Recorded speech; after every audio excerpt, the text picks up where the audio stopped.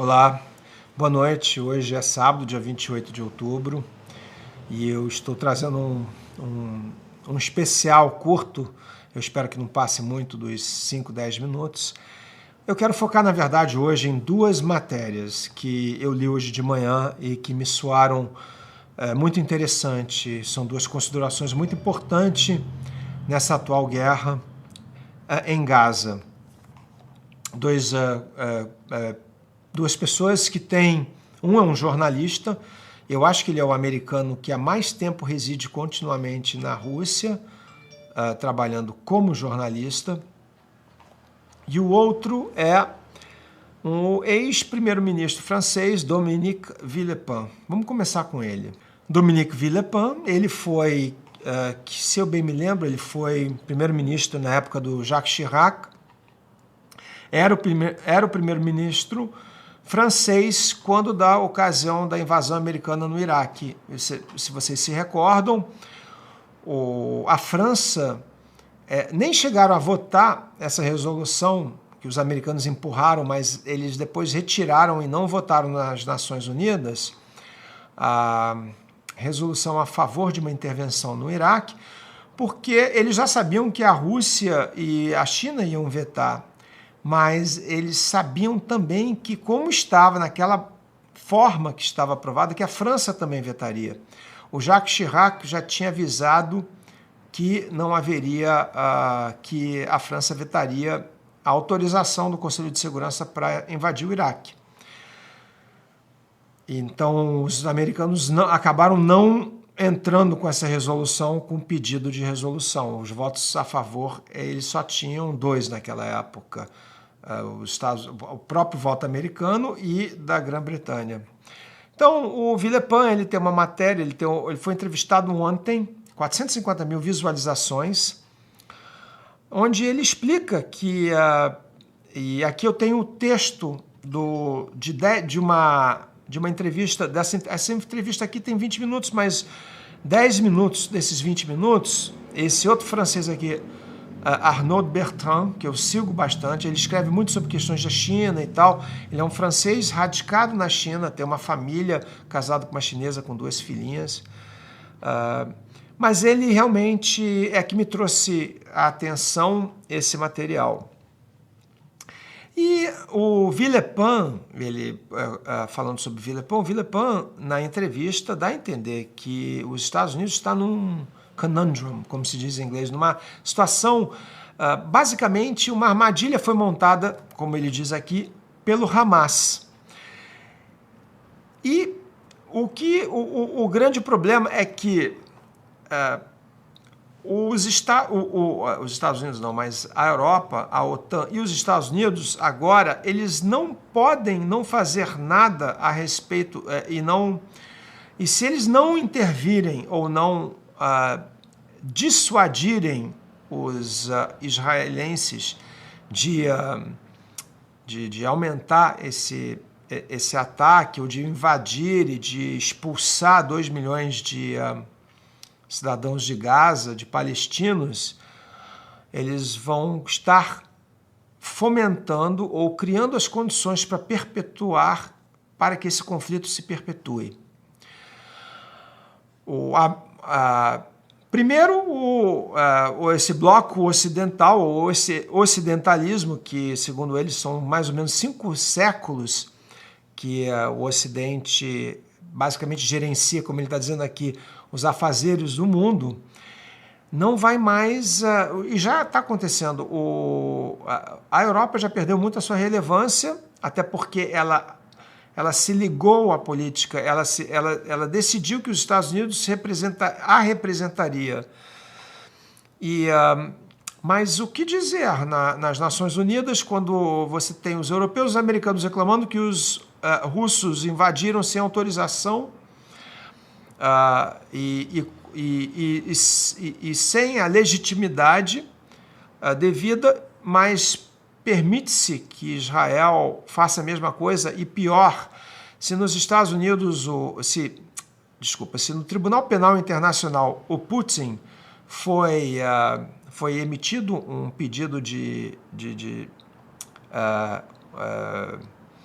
prisão, ele tem um mandato de prisão em cima dele por ele ter retirado 30, 40 crianças de uma zona de conflito na Ucrânia do leste e ter retirado para a Rússia. O que falar do governo israelense que em 10 dias de bombardeios já matou muitas e muitas crianças palestinas. Crianças, e o direito internacional não permite que, por o Hamas ser um grupo palestino radical, extremista, e estar cometendo atos de terrorismo, o direito internacional não permite que o povo, que o revide seja contra o povo, que a vingança seja direcionada ao povo, e que retirar os palestinos da faixa de Gaza, expulsá-los, tentar limpá-los de lá. Isso não é aceito pelo direito internacional e não adianta tentar ficar tentando convencer, porque o mundo já tomou essa decisão. O apoio às ações israelenses estão restritos a meia dúzia de países da Europa e aos Estados Unidos, Canadá e Austrália. Só. Nova Zelândia. Outra questão que ele fala aqui claramente é que, na questão prática da situação, hoje a arte da guerra mudou. Com os drones, os russos mostraram que o que interessa é munição barata, algumas guiadas, mas o que interessa mesmo é artilharia. Os Estados Unidos não conseguiram prevalecer nem no Afeganistão e nem no Iraque, depois de 10 ou 12 anos de ocupação do Iraque e 20 anos praticamente do Afeganistão. Então, vai conseguir resolver esse problema como? É um problema, e é um problema que, como ele diz, é um problema que ainda é uma causa que serve para arregimentar todo o povo árabe e muçulmano. Muitos governos tentaram, digamos assim, esquecer, tentaram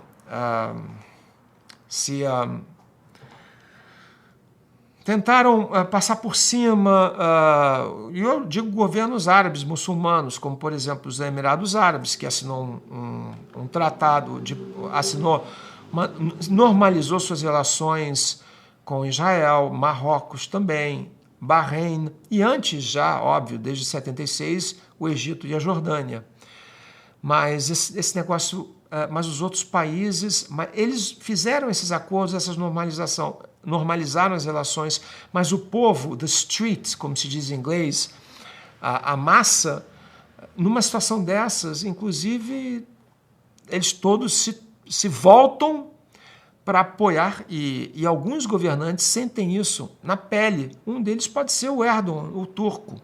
Ele não é nem árabe, mas é muçulmano e já andou falando que o Hamas não é grupo terrorista, é grupo que luta pela libertação da paz, e a Turquia tem 500 mil soldados, é o segundo maior exército da OTAN.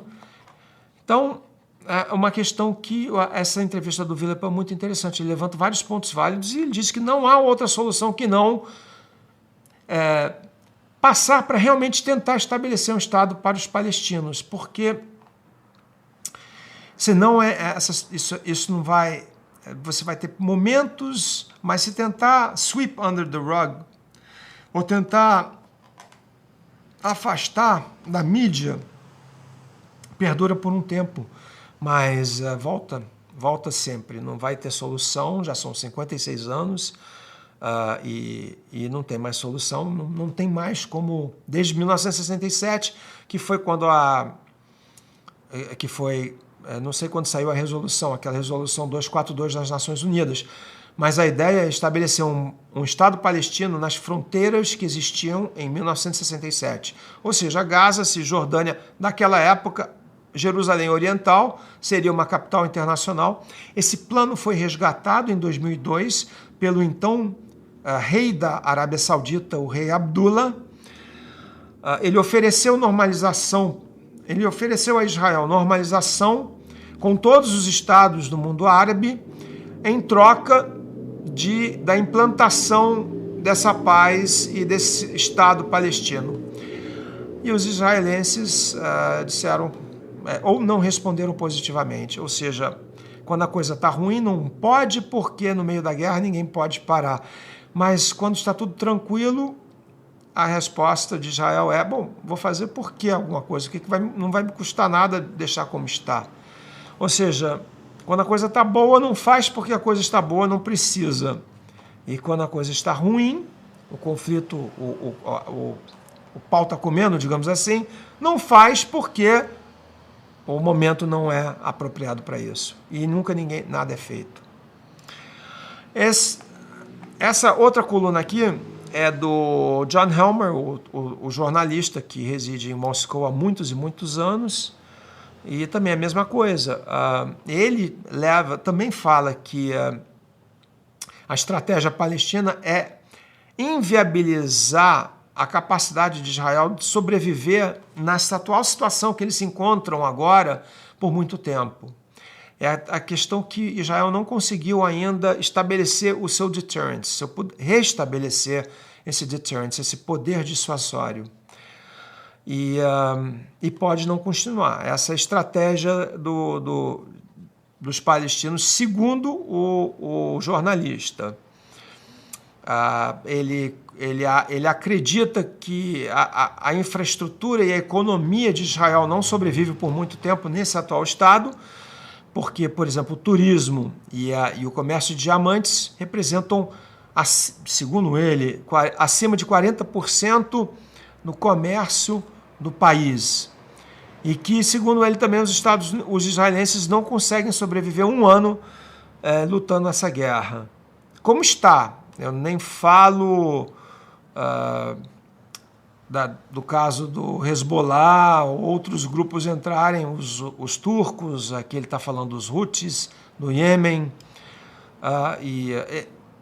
nem estamos falando nisso. Então, de novo, eu queria só falar isso, essas duas matérias que eu li, eu posso colocar, quem quiser eu mando o link, mas a gente está, todos os dias nós estamos lendo que Israel está preparando a ofensiva terrestre, mas não faz, porque também ali vai ter uma grande perda de vidas do exército israelense, porque para avançar, os russos sentiram isso na pele, avançaram para algumas cidades ucranianas com muito custo de vida, em vidas perdidas. E eu acho que os israelenses analisaram agora a situação, ou o exemplo da Rússia. Então, a situação é muito complicada, não tem um desfecho claro, não é automático, não é uma conclusão certa que Israel vai limpar Gaza, vai restabelecer a paz, vai restabelecer o seu poder dissuasório, o seu deterrence, e vai tocar o barco como era antes do dia 7 de outubro. Muita coisa pode mudar e permanentemente. Gente, bom sábado para vocês.